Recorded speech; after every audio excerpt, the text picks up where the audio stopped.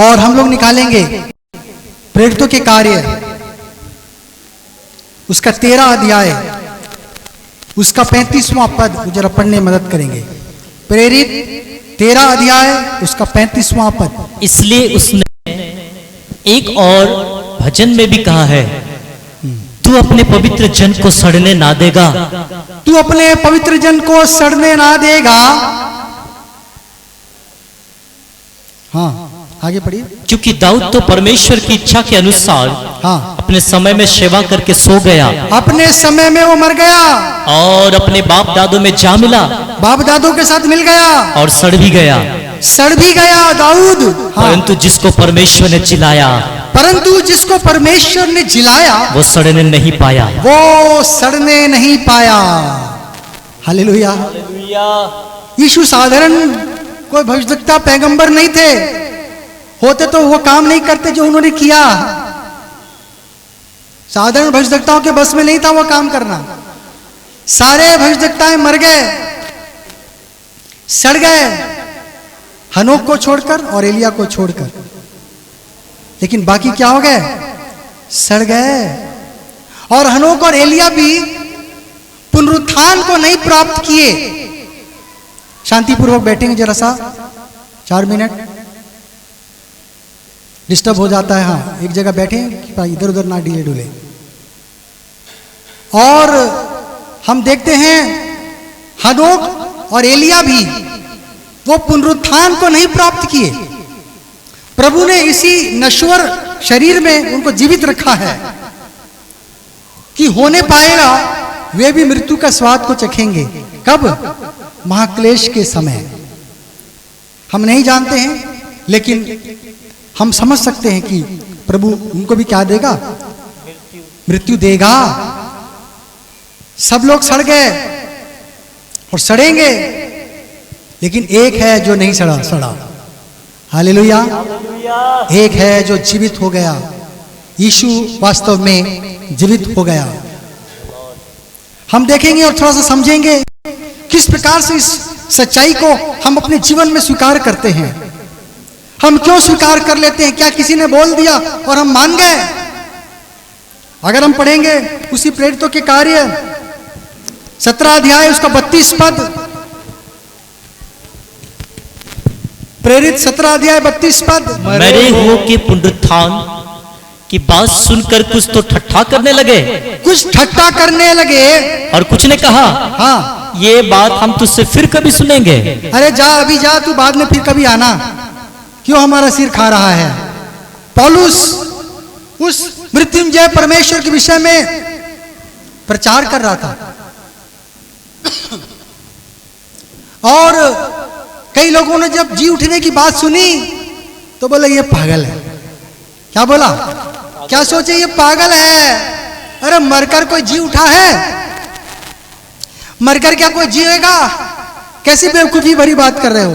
तू जा, रे जा, बाद में कभी आना, फिर तेरी सुनेंगे हम लोग।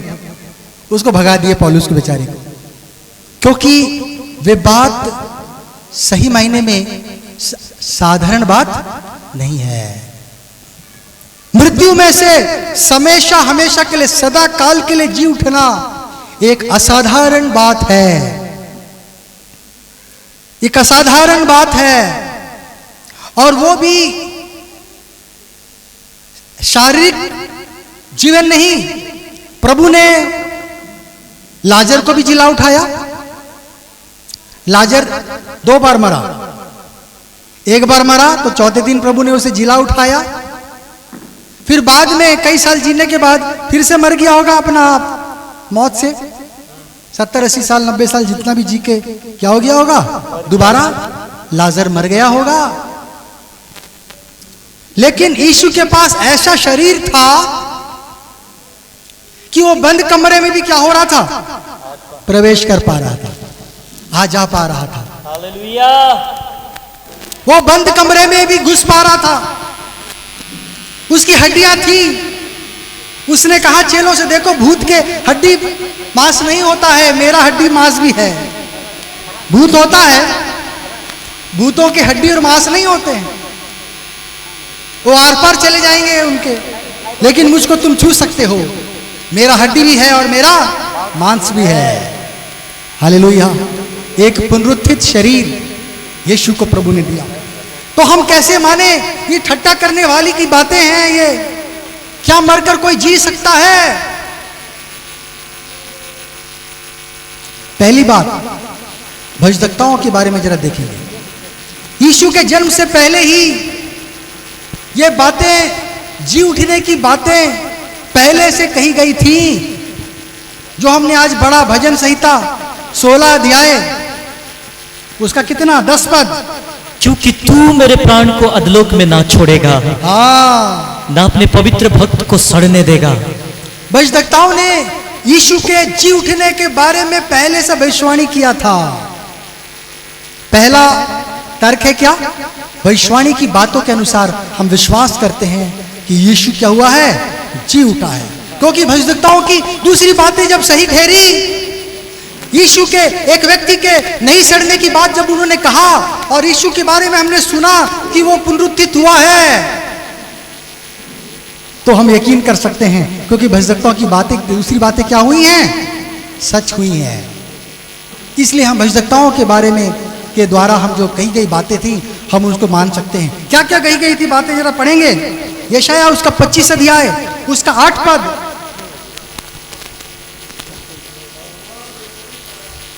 वो मृत्यु का सदा के लिए नाश करेगा, वो मृत्यु को सदा के लिए नाश करेगा, और प्रभु यहोवा सबों के मुख पर से आंसू पोंछ डालेगा। सबके मुख से आंसू पोंछ डालेगा।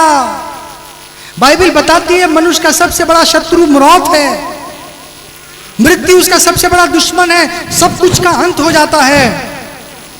लेकिन बाइबल बता रही है कि एक दिन आएगा जब प्रभु मृत्यु को क्या करेगा? रोक देगा। लोग मरना क्या हो जाएंगे? बंद हो जाएंगे। हालेलुया। उसी यशायाह नबी के और एक जगह में 28 अध्याय उसका 18 पद हम पढ़ेंगे। तब जो वाचा हाँ, तुमने मृत्यु से बांधी है, तुमने जो वाचा बांधी है मृत्यु के साथ में, वो टूट जाएगी। वो टूट जाएगी। हर व्यक्ति जो पैदा होता वो मरता है। ये नियम है, ये सत्य है। ये सत्य क्या हो जाएगा? एक दिन टूट जाएगा। इसको प्रभु क्या करेगा? तोड़ेगा। प्रभु ने मौत बनाया और मौत को प्रभु हटा भी सकता है। हालेलुया। मेरी माँ को 2000 करीब 9-10 में अटैक हुआ एक बार, और उनको अटैक हुआ। उनका कहना था कि मेरे सामने 4 लोग मुझको दिखने लगे। मुझे 4 लोग दिखाई दिए, और वो 4 लोग ऐसे थे जो इस दुनिया में नहीं रहे हैं, वो मर चुके हैं। ऐसे 4 लोगों को मैंने देखा। जब ठीक होकर वापस आई हॉस्पिटल से, बोली कि प्रभु ने मेरा 3 साल बढ़ा दिया है, प्रभु ने मेरा 3 साल बढ़ा दिया है। हम लोगों ने ध्यान नहीं दिया, क्या बोला माँ ने कर। लेकिन जब माँ ठीक 2013 में गुजरी, तब हमको याद आया, माँ कहती थी प्रभु ने मेरा 3 साल बढ़ा दिया है। हालेलुया। अद्भुत है ना। मैं भी सोचता हूँ, समझता हूँ, और मेरा विश्वास बढ़ता है इन सब बातों से, इन सब गवाहियों से, कि परमेश्वर है, हमारा उम्र उसके हाथों में है। हिजकिय्याह के उम्र को उसने कितना साल बढ़ाया? 15 साल। 15 साल बढ़ा दिया ना। हमारे भी उम्र को वो घटाता भी है, क्या करता है? बढ़ाता भी है। प्रभु के हाथों में हमारा क्या है? उम्र है। जिंदगी देने वाला चाहे तो 60-70 साल की जिंदगी देता है, 100 साल की जिंदगी देता है, 1000 साल की जिंदगी भी दिया। वचन कहता है आदम और पुराने लोग जो थे नूह के समय के, वो अनंत काल के लिए भी हमें जीवन दे सकता है। स्वर्गदूत अमर हैं, वो स्वर्ग में परमेश्वर के साथ में रहते हैं, वो अमर हैं, वो कभी ना मरने वाले, वो आत्माएं हैं। प्रभु हमको भी आत्मा की दशा में रखेगा, एक पुनरुत्थित शरीर के दशा में रखेगा, कि शरीर का भी आनंद हम ले सकें, हम खा पी सकें, लोगों से मिल सकें। प्रभु हम एक पुनरुत्थित शरीर भी क्या करेगा? देगा। और किस भजदक्ताओं ने क्या क्या बोला था? पहला इतिहास की किताब 17 अध्याय उसका 11 पद से यदि हम पढ़ेंगे, पहला इतिहास 17 अध्याय 11वां पद से पढ़ेंगे। जब तेरी आयु पूरी हो जाएगी, नातान नबी कह रहा है दाऊद से, हाँ जब तेरी आयु पूरी हो जाएगी जब तेरी आयु पूरी हो जाएगी और तुझे अपने पितरों के संग जाना पड़ेगा, तू मर जाएगा, तब मैं तेरे बाद तेरे वंश को जो तेरे पुत्रों में से होगा, तेरे वंश को जो तेरे पुत्र में से होगा, हाँ, खड़ा करके उसके राज्य को स्थिर करूंगा। उसके राज्य को स्थिर करूंगा। आगे एक घर ही बनाएगा, हाँ, और मैं उसकी राजगद्दी को सदैव स्थिर रखूंगा। उसके राजगद्दी को कब तक स्थिर रखूंगा? सदैव, सर्वदा के लिए, सदा के लिए, हमेशा हमेशा के लिए। हमेशा हमेशा के लिए किसी की राजगद्दी स्थिर हो सकती है? हैं? मोदी साहब की राजगद्दी हमेशा स्थिर होगी? नहीं ना। आज 70-80 साल के हैं, कल को बूढ़े हो जाएंगे, मर जाएंगे। उसकी राजगद्दी हमेशा नहीं रहने वाली। कोई भी मनुष्य मर जाएगा, तो फिर यहां पर बाइबल में क्यों लिखा है कि उसकी राजगद्दी समय हमेशा के लिए रहेगी? क्योंकि वो व्यक्ति कभी भी नहीं मरेगा। हालेलुया। एक ऐसे व्यक्ति को प्रभु खड़ा करेगा जो कभी नहीं मरेगा, जो अमर होगा, इसलिए उसकी राजगद्दी सदा के लिए होगी। नातान नबी को परमेश्वर ने बोला, वो मेरे लिए घर बनाएगा। तू सोच रहा मेरे लिए घर बनाएगा? नहीं, तू क्या बनाएगा? मंदिर ही बना ले। मेरे लिए घर मेरा बेटा बनाएगा, है ना, यीशु बनाएगा। मैं समझता हूं कि स्वर्ग को बनाने की जिम्मेदारी प्रभु ने किसको दिया? यीशु को दे दिया, है ना। यीशु ने कहा, मैं जाता हूं, तुम्हारे लिए जगह तैयार करूंगा। मेरे पिता के घर में जगह है, घर नहीं है। मैं जाऊंगा और क्या करूंगा? जगह बनाऊंगा, और जब बन जाएगा तो आकर तुम्हें भी ले जाऊंगा। हालेलुया। भविष्यवक्ताएं पहले से कह रही थी कि एक व्यक्ति निकलेगा जो सदा के लिए जीवित रहेगा। होशे की किताब यदि हम पढ़ेंगे 13 अध्याय 14 पद, होशे 13 अध्याय 14 पद, मैं उसको अधलोक के वश से छुड़ा लूंगा, हाँ, और मृत्यु से उसको छुटकारा दूंगा। मृत्यु से किसी एक को छुटकारा दूंगा मैं। है मृत्यु तेरी मारने की शक्ति कहीं? मृत्यु तेरे मारने की शक्ति कहाँ रही? है अधलोक तेरी नष्ट करने की शक्ति कहाँ रही? हाँ, भविष्यवक्ताओं ने पहले से कहा था कि मृत्यु को प्रभु नष्ट करेगा, मृत्यु को प्रभु हराएगा। एक धर्मी पुरुष निकलेगा। मौत ने हम पर इसलिए राज्य किया क्योंकि सभी पापी थे, सबने पाप किया और परमेश्वर की महिमा से रहित थे, इसलिए मौत भी उन पर हावी रही क्योंकि पाप उन पर भारी था। लेकिन जब एक व्यक्ति निर्दोष निकला, निष्पाप निकला, सिद्ध निकला, पवित्र निकला, तो उसमें मौत का असर नहीं हुआ। यीशु पे मौत का असर नहीं हुआ, क्योंकि मौत के कारण कोई भी उसके अंदर में वैसी बातें नहीं थी। मौत का कोई कारण उसके अंदर में नहीं था। पाप की मजदूरी मृत्यु है, और पवित्रता की मजदूरी क्या है? जीवन है। यीशु ने पवित्र जीवन जिया। उसी होशे का अगर हम पढ़ेंगे 6 अध्याय उसका 2 पद, 2 दिन के बाद वो हमको जिलाएगा, 2 दिन के बाद वो उसको जिलाएगा, और तीसरे दिन वो हमको उठाकर खड़ा करेगा, हमको फिर से पुनर्जीवित कर देगा। बाइबल में लिखी गई थी भेद की बातें, गुप्त रूप से हिस्से हिस्से में लिखी गई है, सारे बाइबल में भरी पड़ी है। यीशु के तीसरे दिन जी उठने की बात भी होशे नबी ने पहले से देख लिया था। हालेलुया। उसने बोला था कि 2 दिन के बाद क्या करेगा? ओ मसीहा को जिला देगा, उसे जीवित करेगा प्रभु, उसे उठाकर खड़ा करेगा। हालेलुया। क्योंकि वो निर्दोष मेमना था, वो पवित्र था, वो शुद्ध था, निर्मल था, उसने कोई अपराध नहीं किया, उसने कोई दोष नहीं किया। वो हमारे ही पापों के कारण मारा गया, गाड़ा गया, हमारे ही पापों के अधर्मों के कारण उस पर ताड़ना पड़ी कि उसके कोड़े खाने के द्वारा हम लोग चंगे हो जाएं। प्रभु ने क्या किया था? वो उसको पहले से ही बोल दिया था कि यीशु मसीह क्या होगा? जी उठेगा। हालेलुया। यीशु मसीह ने भी अपने पुनरुत्थान को बोला था पहले से चेलों को, है ना। यीशु ने पहले से बोल रखा था। मत्ती रचित सुसमाचार उसका 22 अध्याय उसका 23 पद को यदि पढ़ेंगे, उसी दिन हाँ सदुकी जो कहते हैं कि मरे हुओं का पुनरुत्थान है ही नहीं। इसराइल में दो गुट थे, एक थे सदुकी, एक थे फरीसी। हाँ उसके पास आए और उससे पूछा, हाँ है गुरु, हाँ। मूसा ने कहा था कि यदि कोई पुरुष हाँ बस 29 और उसी के समान ये दूसरी भी है कि तू अपने पड़ोसी से अपने समान प्रेम रख। 29 हाँ हाँ ऑन करो माइक को ठीक से, नहीं है। यीशु ने उन्हें उत्तर दिया, तुम पवित्र शास्त्र और परमेश्वर की सामर्थ नहीं जानते, सामर्थ को प्रभु की नहीं जानते हो तुम लोग, इस कारण भूल में पड़े हो। भूल में पड़े हो तुम लोग।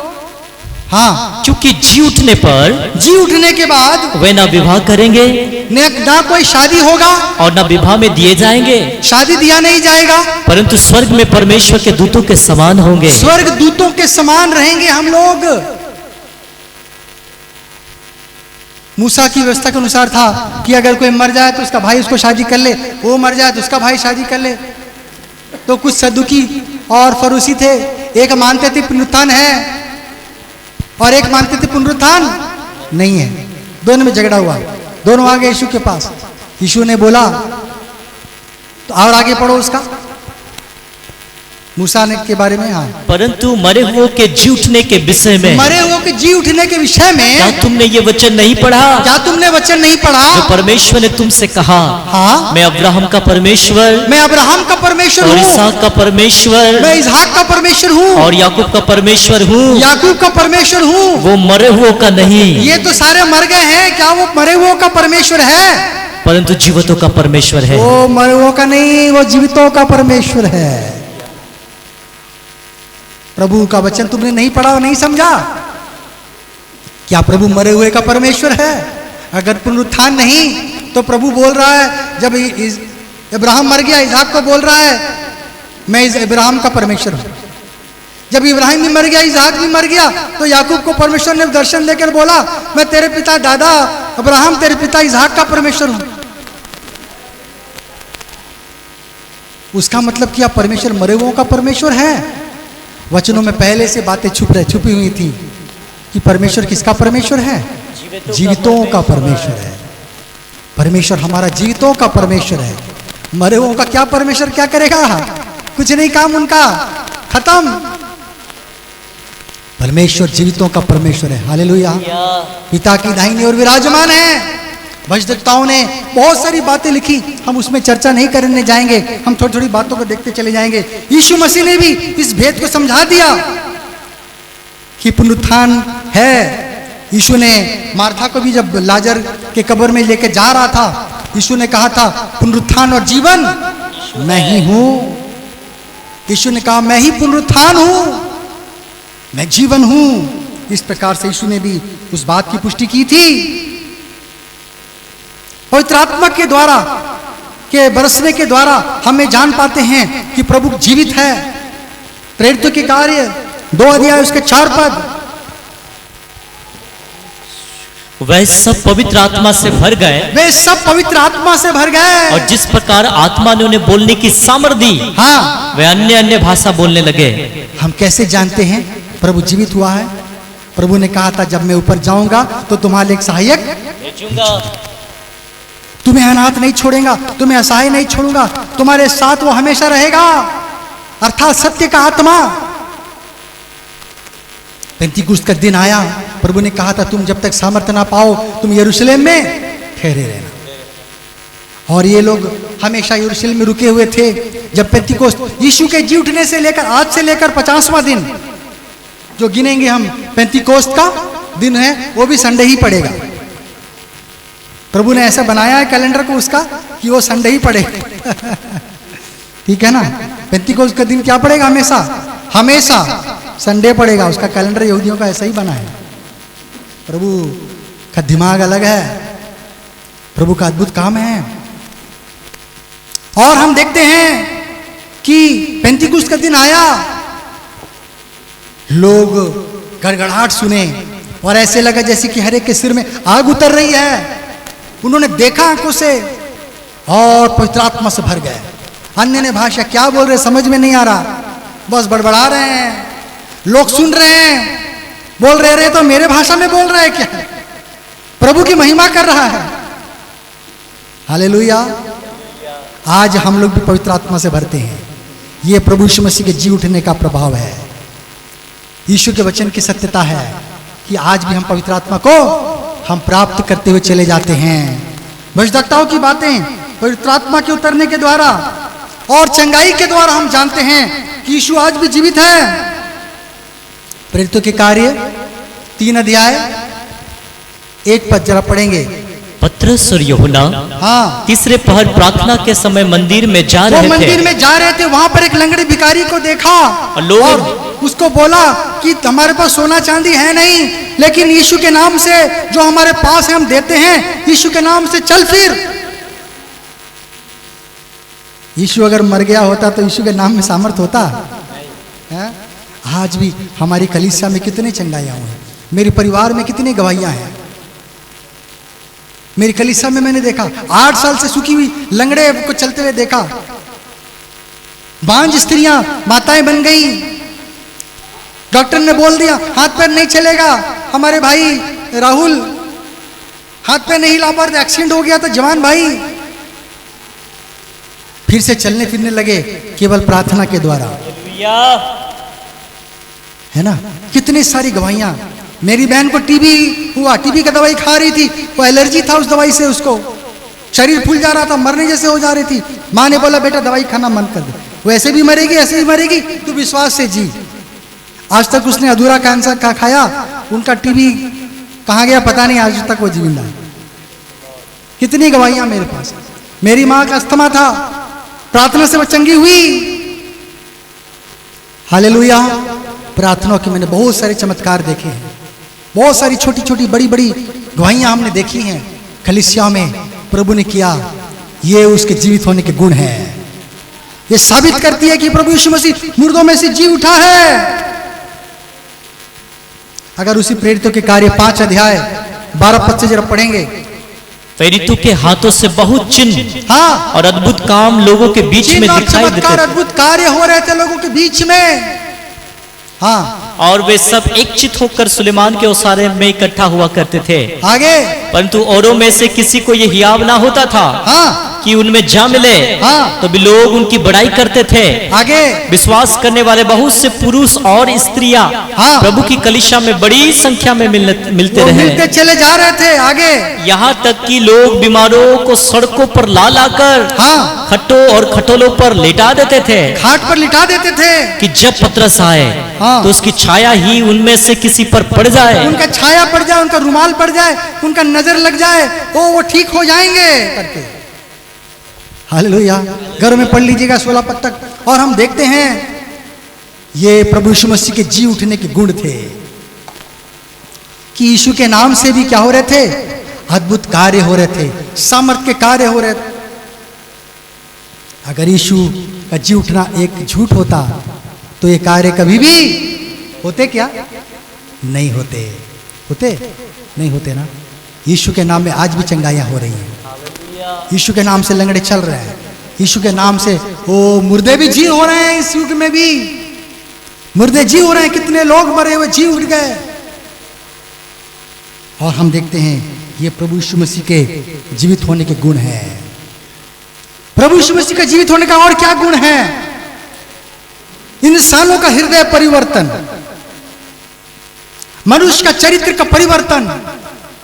मनुष्य कोई धर्म बदलने नहीं आया, धर्म बदल के कुछ नहीं मिलने वाला। मनुष्य का जीवन को बदलने के लिए प्रभु आया। धर्म को बदलने के लिए प्रभु नहीं आया, प्रभु अधर्म को बदलने के लिए आया। और हम देखते हैं कि प्रभु जब जीवित था, जक्कई के जीवन को बदल दिया। और यीशु के मृत्यु के उपरांत भी कई लोगों का जीवन बदलता चला गया। अगर हम पढ़ेंगे प्रेरितों के कार्य 9 अध्याय उसका 13वां पद। हनन्याह ने उत्तर 9 दिया, का 13। हाँ, हनन्याह ने उत्तर दिया, है प्रभु, मैंने इस मनुष्य के विषय में बहुतों से सुना है इस शाऊल के बारे में मैंने सुना है प्रभु कि इसने यरूशलेम में तेरे पवित्र लोगों के साथ हाँ बड़ी बड़ी बुराइयां की है, बहुत सारी बुराइयां की हैं। और यहाँ भी इसको प्रधान याजक की ओर से अधिकार मिला है हाँ कि जो लोग तेरा नाम लेते हैं हाँ उन सबको बांध ले। उन सबों को जेल में डाले। एक और प्रभु यीशु मसीह के सामर्थ का कार्य क्या है कि परमेश्वर हृदयों को बदलने वाला परमेश्वर है। मेरे कलीसिया में मैंने बहुतों को देखा, मैं नाम नहीं लूंगा, पर उनसे मैं वो आशा कभी नहीं किया था कि इनका जीवन कभी बदलेगा, इनका जीवन कभी बदलेगा, मैंने आशा नहीं किया था। लेकिन मैंने देखा जो चर्च से गायब थे, मैं सोचता था कब ये मिलेगा मेरे से, वो अब चर्च में आने लगा है। नशे करने वाले थे, हम सोचते थे ये कभी नशा नहीं छोड़ पाएंगे, ये शैतान के बंधन में रहेंगे, पी पी के मर जाएंगे। प्रभु ने उनकी बुरी आदत को छुड़वा दिया। हालेलुया। मैं बोला प्रभु धन्यवाद, शायद मेरे प्रचार में कुछ तो सामर्थ आ रहा है कुछ तो हो रहा है। प्रभु का धन्यवाद हो। प्रभु ऐसा होना चाहिए, तब मुझको भी साहस बढ़ेगा तेरे लिए प्रचार करने के लिए यहाँ पे है। तूने बोला प्रचार कर, प्रभु सेवा इकाई के लिए चुना हुआ। मेरी माँ ने बोला, मैं आके खड़ा हो गया यहाँ पर, प्रभु का प्रचार कर रहा हूँ। मैं बोला प्रभु प्रचार तो कर रहा हूँ, हो कुछ नहीं रहा है कुछ होना चाहिए। मैं प्रार्थना करता हूँ और मैंने देखा कलीसिया बहुतों के जीवन को मैंने बदलता हुआ देखा है। Hallelujah hallelujah. प्रभु ने बहुतों के जीवन बदला। शाऊल के जीवन को प्रभु ने बदल दिया, उसको पौल बना दिया। वो जा रहा था दमिश्क की ओर घोड़े पे अपने साथियों के साथ में सताने के लिए लोगों को, और एक प्रकाश चमका और आवाज आई, हे शाऊल तू मुझे क्यों सताता है? पहने पे लात मारना तेरे लिए कठिन है। प्रभु तू कौन है? पौलुस ने पूछा। यीशु ने उत्तर दिया, मैं यीशु हूं जिसे तू सता रहा है। हालेलुया। जो प्रभु के लोगों को सताता है वो प्रभु को सताता है, प्रभु को दर्द होता है, प्रभु को चोट लगता। कोई हम पर पत्थर मारता, प्रभु को पत्थर लगता, उसे दिल में दर्द हो जाता है, उसको चोट लगता है। प्रभु ने हमें आगे पीछे घेर रखा है। हालेलुया। वो हमारी सुरक्षा करता है, हमको पता नहीं चलता। हमको थोड़ी सी चोट लग जाती, हम बिलखिलाने लग जाते हैं, चिल्लाने लग जाते हैं। प्रभु ने कितने चोट खाए, याद करिए। क्रूस के समय रात से ना सोया था, ना खाया था, नाश्ता नहीं किया था, वो प्यासा था, उसे घसीट कर ले जाया गया, मारा गया, थप्पड़ थूका गया, कितने अपशब्द कहे गए, 42 कोड़े लगाए गए, 42 कोड़े खा के वो अधमरा हो गया, उसकी आंखें छिला गई, सिर पर कांटों का मुकुट डाल दिया गया। लोग ठट्टा कर रहे थे, मजाक कर रहे थे। शैतान की आत्मा समा गई थी उसके अंदर में, लोगों के अंदर में, क्योंकि यीशु के जीवन को प्रभु ने थोड़े समय के लिए शैतान के वश में कर दिया था कि ले क्या करना चाहता है। तो शैतान ने बोला इसको मार दूंगा, खत्म कर दूंगा, जा भलाई का अंत हो जाएगा और भलाई का कोई नाम निशान न रहे। प्रभु सच्चा न्यायी और धर्मी परमेश्वर है। हालेलुया। वो धर्म को कभी मरने नहीं देगा, वो कभी धर्म को मरने नहीं देगा, वो न्याय को मरने नहीं देगा, वो अधर्म को दबाएगा। प्रभु भलाई को कभी छुपने नहीं देगा। हालेलुया। प्रभु का धन्यवाद हो। भलाई का प्रतिफल है, सच्चाई का प्रतिफल है। भाइयों आज हमारे पास समय है, हम इसे व्यर्थ ना गुजारें, हमें पछताना ना पड़ जाए। परमेश्वर सच्चा है। मैं भी अविश्वासी था, मैं परमेश्वर पर विश्वास करने से कतराता था, पर प्रभु ने मुझे अपने सन्मुख में झुकाया, मुझे नम्र बनाया, दीन बनाया, मुझे विश्वासी बनाया, मुझसे बातें किया 2 बार, मुझे कहा और मेरा हिम्मत बढ़ाया। हालेलुया। प्रभु सच्चा है, इसीलिए मैं साहस के साथ में प्रभु के नाम का प्रचार कर पाता हूं। मैं नहीं जानता कि कल क्या होगा मेरे साथ, पर मैं विश्वास करता हूं दाऊद के जैसा कि निश्चय करुणा और भलाई जीवन भर मेरे साथ साथ बनी रहेंगी, और मैं यहोवा के घर में हमेशा के लिए हैं उनके पास। और हम देखते हैं कि इस प्रकार से यीशु जब मरकर जी उठा, उसने 500 से अधिक लोगों को दिखाई दिया। 500 से अधिक लोगों को 40 दिन और 40 रात क्या रहा, वो पृथ्वी पे घूमता रहा और कई लोगों को दर्शन देता रहा। उसमें से कैफा और वो कितने सारे लोग बड़े बड़े पोस्ट वाले भी थे, वे सब भी प्रभु के दर्शन को क्या किए, प्राप्त किए। प्रभु का दर्शन आज भी लोग प्राप्त कर रहे हैं। हालेलुया। प्रभु की बातों को आज भी लोग सुन रहे हैं। मैंने प्रभु की आवाज को सुना है ना, कानों में नहीं, वचन निकलकर मेरे अंदर में घुस गया। यह अनुभव मुझमें 2 बार हुआ। मैंने उसकी आवाज तो नहीं सुना, लेकिन मैंने महसूस किया कि परमेश्वर मुझसे क्या कर रहा है, बातें कर रहा है। हालेलुया। इसलिए हम साहस करते हैं भाइयों, हम भी क्या करें, परमेश्वर के विश्वास में आगे बढ़ते चले जाएं। प्रभु आज भी कई लोगों को दर्शन दे रहा है। कितने साधु संत, बाबा, फकीर, कितने लोग प्रभु का दर्शन पाकर आज यीशु मसीह को ग्रहण कर लिए हैं और आज प्रचार कर रहे हैं। हमारे भारतवर्ष में वही गेरुआ वस्त्र पहनकर भी क्या कर रहे हैं, वो लोग प्रचार कर रहे हैं, क्योंकि यीशु मसीह मुर्दों में से जी उठा है। हालेलुया। ना केवल वो जी उठा है, वो हमको भी जीवन देना चाहता है, मुझको और आपको भी जीवित करना चाहता है। वो जीवितों का प्रभु है, वो हमें मृत्यु में नहीं रख छोड़ेगा। यदि हम पढ़ेंगे यूहन्ना की किताब 6 अध्याय, उसका 53 अध्याय 53, यूहन्ना 6 का 53। यीशु ने उनसे कहा, हाँ, मैं तुमसे सच सच कहता हूँ हाँ, कि जब तक तुम मनुष्य के पुत्र का मांस ना खाओ, हाँ, और उसका लहू ना पियो, उसका मांस, उसका लहू ना खाओ पियो, तुम में जीवन नहीं। तुम में जीवन नहीं। आगे, जो मेरा मांस खाता हाँ, और मेरा लहू पीता है, हाँ, अनंत जीवन उसी का है, उसको मैं अनंत जीवन दूंगा। और कुछ, और मैं उसे अंतिम दिन फिर जिला उठाऊंगा। अंतिम दिन फिर से जिला उठाऊंगा। हम जो प्रभु के विश्वासी हैं और उसकी मेज में शामिल होते हैं, उसका मांस और उसका लहू को खाते पीते हैं, अंतिम दिन में वो हमें फिर से क्या करेगा, अपने जैसा जिला उठाएगा, पुनरुत्थित करेगा इसी हड्डी मांस में। यूसुफ ने बोला, हमारी हड्डियां भी इस दुनिया में नहीं रहेंगी। यूसुफ ने बोला मिस्र देश से जब निकलने के लिए, तुम जब निकलो, परमेश्वर जब तुम्हारी सुधि ले, मेरी हड्डियां को भी क्या करना, यहां से ले जाना।